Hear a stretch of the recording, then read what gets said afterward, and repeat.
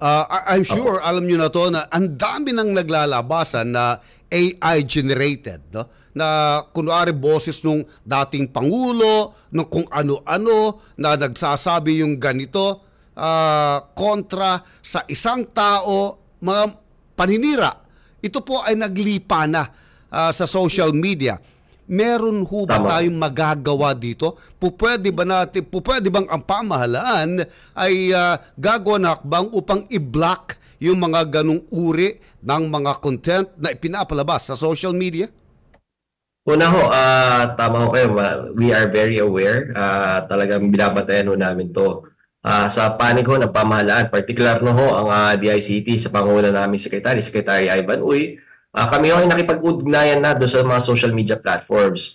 Nakakalungkot to na hindi natin sila mapupwersa or hindi natin mabablock because these contents are being aired on their platforms. Pero in fairness naman din ho, gusto ko rin na magiging patas sa ating mga kaibigan sa iba't ibang social media platforms.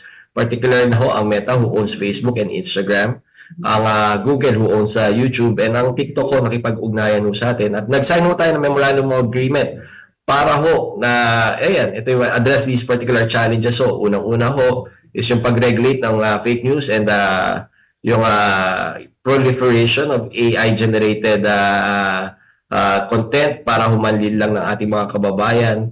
Second ho is yung para naman ho sa ating mga content creators para mapabilis yung either na pag-resolve ng mga kahihinaing nila. And third is yung tayo naman sa mga ordinary mamamayan, mapabilis daw no pag re-report. At yung mga obvious matik down sana kagad. But again, I do understand ang pinaka-problema ko dito, we lack the jurisdiction. Balik ako yan, Sir Togs, ano? Yun ang pinaka-problema natin, na wala tayong jurisdiction over them. Pero yun lang ang magagawa natin, na makipag-usap, makipagtulungan sa mga social media platforms na una to.